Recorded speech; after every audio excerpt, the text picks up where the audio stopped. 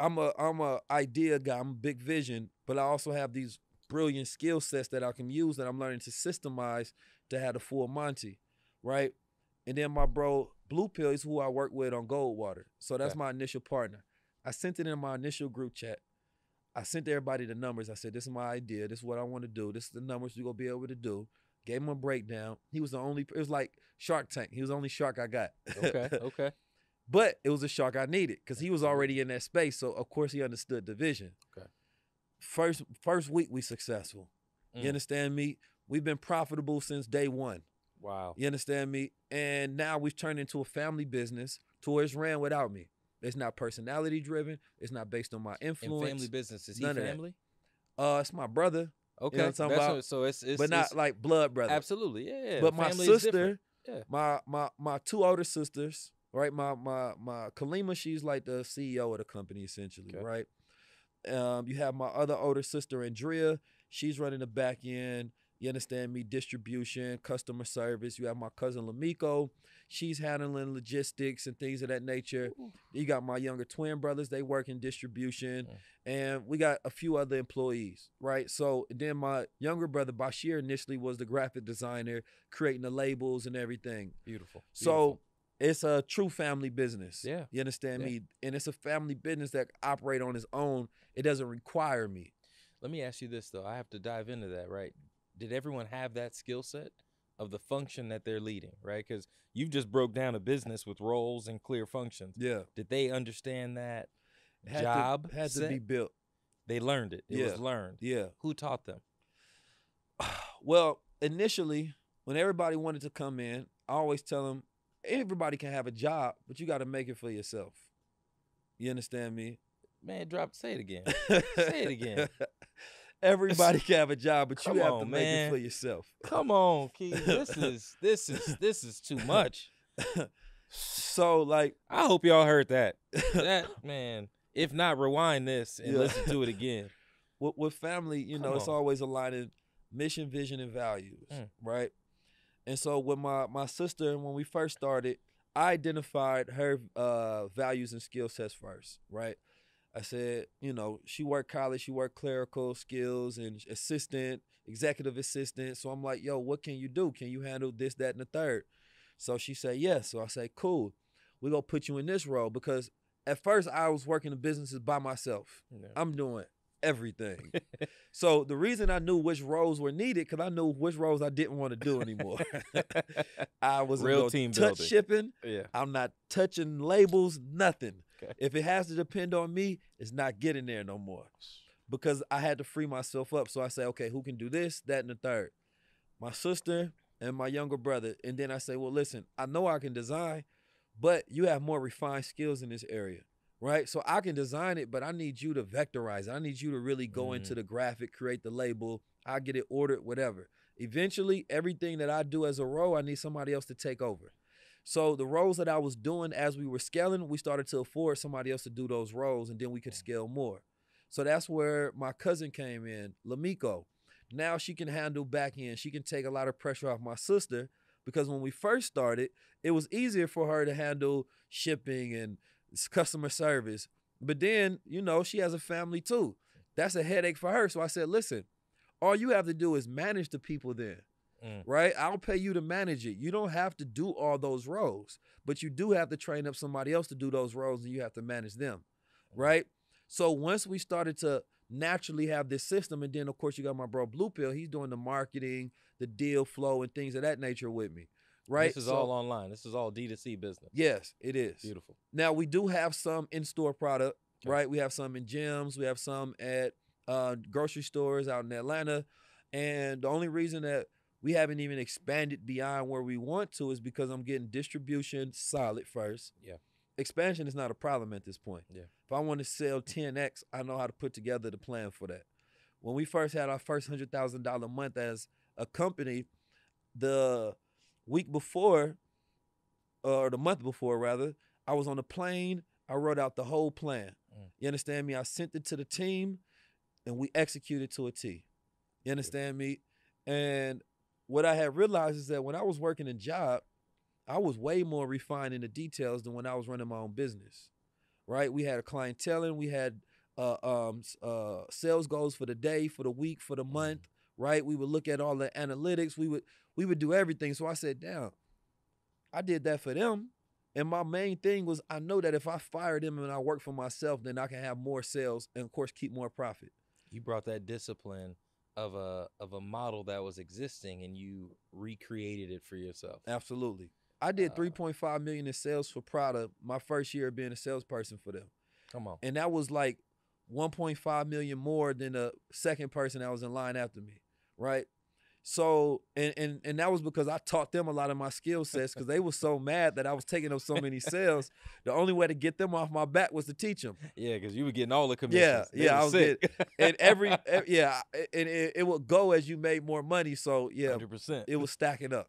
So I had to literally teach everybody else so we could get along. Yeah, you know what I mean? And I've learned that same skill set because I called my pops once. Because I was mad. I'm like, bro, why is everybody mad at me? It's a competition, essentially. Like, we are competing for sales. But they was mad because I was so far ahead, they felt like it was unfair. It's like Jordan in the street game. You understand me? I'm putting it all up. So Pop say, just be FOI. And it was simple. And he was talking about the training that I received when I was younger. Okay. Right? Growing up. And one of them was the proper handling of people. Right? Knowing how to build relationships, knowing how to handle the emotions, knowing how to help others, and just be righteous. Treat people how you want to be treated, right? So once I had that reflection, I said, you know what? Let me educate them. Let me teach them what I know, bring them a little closer up to me so that they can actually compete with me, right? So it humanized me on a level to where they didn't just see me as this guy that make all of the sales. I told them some of my story and who I was. Right? Then they can empathize with who I was, and they got value from me at the same time. And I do that now because in a lot of spaces I be Jordan, right? And people try to compete. And it's like, bro, you can never win a competition because I'm just being myself. Yeah. Right? We're not competing for the same spot. You can't compete for being me. Yeah, you know what I'm saying? possible. Like, I already won that. Yeah, you're going to lose that one. Yeah. Everybody else is going to lose that. But then people don't know how to recognize their own value. They see you doing good at something, and they want it, not realizing the only reason you want it is because I got it. Yeah, but that's that imposter syndrome that you know, we have to check as a people. But man, what I love again that you're getting into is, hey, you're breaking down some things, man. It's incredible discipline that you have, but then the wherewithal to be the visionary, the architect of a business, and now talk about somebody else in your family that's the CEO. Yeah. And I've told people a lot, what you've done in that statement and how you've approached it is you've determined the what and the why. Mm-hmm. And you're allowing everyone else to do the how.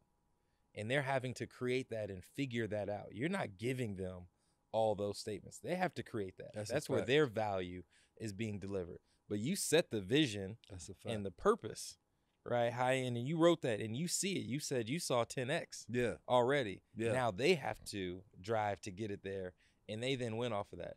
And that's a hell of a family business. And that requires trust, though. It does. Because if they don't trust you, then and that trust sometimes has to just be built off them seeing the results. Yeah. Right? Like, I could tell them the vision. First, they see me do it for myself. Right? Then I'm like, well, listen, this is what I did for myself. Don't you think there's a possibility I can do it for us? Right? You wrangle them in for the idea. I say, this is what we're going to do the first week, first month. We do it. Now you got them. So, okay. You said we was going to do it. We did it. Now you got them. You understand me? So you got to learn how to set goals in front of people and actually meet those goals in front of people in order to get their real trust. That's a fact. So now, when everyone was starting out, right, because I like diving into this story, and I know it's only one aspect of your portfolio. Yeah. But it's an important one because it's your family, it's your loved ones. So it's real close. Yeah. Now, when everyone was joining in, the revenue wasn't there to pay everyone the salaries that I'm sure they're making now. Yeah. So talk about that journey, right, and how that worked. How were you convincing folks? Were they working for zero off of trust? Because that's a different trust when it's zero, or you paying people $1,000, $1,500 a month, $5,000. Yeah. Talk about that process. All right. So when I had a business, or when I was working a job, I'm making six figures. I didn't expect my family to come in and support that business, right? Mm-hmm. Because it didn't matter if they spent there or not. I was gonna make my six figures. Once you start a business by yourself, you expect family to support that business, but that business only supports you.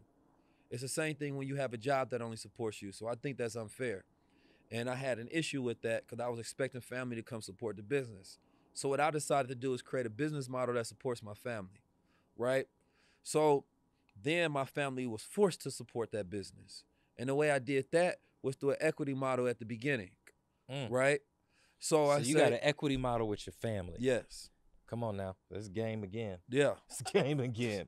This brother's dropping real gems, y'all. I want to make sure. So I'm like, if you do this position, you get this percent. You do this position, you get this percent. So you get paid off of everything that you do.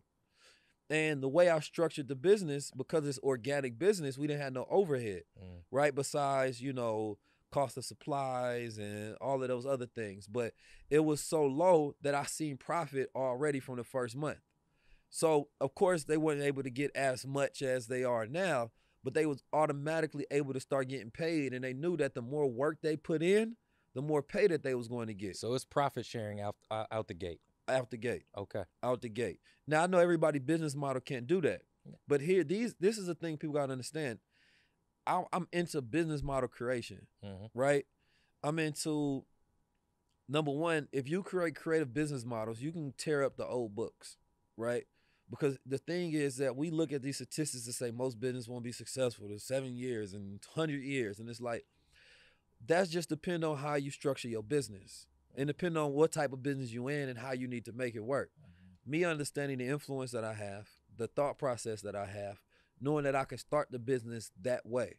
Now, there was things that I had to set up before to make sure that it was successful. Otherwise, it would have been impossible for me to start a family business because I wouldn't have been able to afford to pay everybody for them to transition over full time so the business can be successful. Yeah.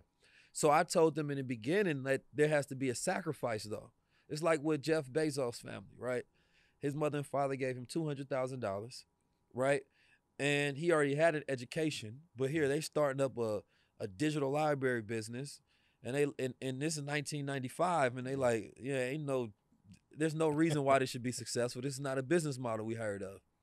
But he was able to go to other subsequent family members and get $50,000, but he told all of them, listen, it's a possibility that I can lose all y'all money, and I hope that we family still after this. And so y'all going in there with that risk assessment, right? And they agreed to it. So that was my same model of thinking when I went in and asked my family to come work. Like, you have to first assess the risk, know that you may have to make a sacrifice to join in on the family business, but still be all in, right? So it's like, if you go be that leader in your family, the number one thing you got to learn is communication. Yep. You understand me? If you can communicate, you can get everybody on board, but the family has to be sold into the same vision. The vision is important. Once they know the vision, they know what the mission is.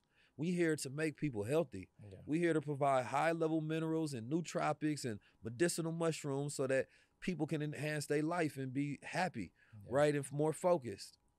And the values, what are the principles? We're building a family business. Yeah. We're working together in a collaborative sense. You understand me? To build wealth for our family. And so, like, if we can agree on that direction, we got alignment. Well, man, it's so interesting to hear you talk about that because that's the equity framework, right? When you work in classical marketing, right, and I was at P&G, I've managed Tide, I've managed Gillette, all these brands. It's the same framework, and you just mapped it real time with your family. Yeah. What I think is a nuance that I want to make sure everyone caught that you said is everyone in your family works for the vision. They don't actually, not once were you talking about they work for you. Nah. And I think that's so important. That as people are building family businesses and anyone listening, that you've removed the ego off of it. You've pulled that out and you said, there's this vision that you've now set and you were the author of that, but we all work for that. That brings everybody on a common playing field. Right. And I think that was so important. And I think it was beautiful that you said it.